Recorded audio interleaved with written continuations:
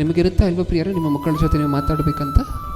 ಇಲ್ಲಿ ದೇವ್ರಿಗಿರುವಂತಹ ನೋವದೆ, ಆ ಬಾಧೆ ಅದೇ, ನಾನು ನನ್ನ ಮಕ್ಕಳ ಜೊತೆ ಮಾತಾಡಬೇಕು, ಎಲ್ಲಿ ನನ್ನ ಮಕ್ಕಳಿಗೆ ಅರ್ಥ ಆಗೋದಿಲ್ಲೋ ಅಂತ ಹೇಳಿ ಡಿಸೈನಾಗಿ ಮಾತಾಡಿದ್ರಂತೆ. ಒಂದ್ಸರಿ ಸತ್ಯವೇದದಲ್ಲಿ, ಮಕ್ಕಳ ನೀವೆಲ್ಲ ಕುರಿಗಳು, ನಾನು ನಿಮ್ಮನ್ನು ನೋಡ್ಕೊಳ್ಳುವಂತಹ ಕುರುಬನು, ಹಿಂಗೆ ಮಾತಾಡಿದ್ರೆ ಕುರಿಗಳಿಗೆ ಹೇಳಿರುವಂತಹದ್ದು ಅಂತ ಅನ್ಕೊಂಬಿಟ್ರೆ ನನ್ನ ಮಕ್ಕಳು. ಅದಕ್ಕೋಸ್ಕರ ಇನ್ನೊಂದು ಥರ ಹೇಳ್ತೀನಿ, ಇನ್ನೊಂದು ಡಿಸೈನಲ್ಲಿ ಹೇಳ್ತೀನಿ, ನಾನು ರಾಜ, ನೀವು ನಾನು ನೋಡ್ಕೊಳ್ಳುವಂತಹ ಪ್ರಜೆಗಳು. ಹಿಂಗೆ ಮಾತಾಡಿದ್ರೆ ಅರ್ಥ ಆಗುತ್ತಾ, ಅರ್ಥ ಆಗೋದಿಲ್ವೇನೋ ಅಂತ ಹೇಳಿ ನಾನು ತಂದೆ, ನೀವು ನನಗೆ ಮಕ್ಕಳು. ಹಿಂಗೆ ಮಾತಾಡಿದ್ರೂ ಅರ್ಥ ಆಗದೆ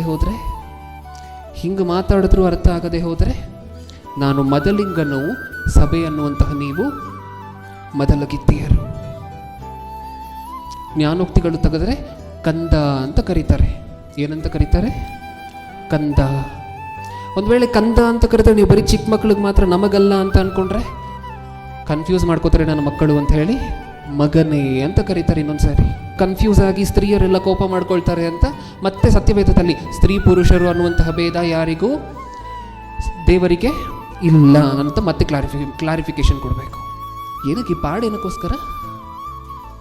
ಪಾಡೇನಕ್ಕೋಸ್ಕರ ಹೇಳಿ, ದೇವರಿಗೆ ತಾಪತ್ರೆ ಏನಕ್ಕೋಸ್ಕರ? ನಾನು ನನ್ನ ಮಕ್ಕಳ ಜೊತೆ ಮಾತಾಡಬೇಕು. ಹೇಗೆ ಮಾತಾಡಿದ್ರೆ ಅರ್ಥ ಆಗತ್ತೆ?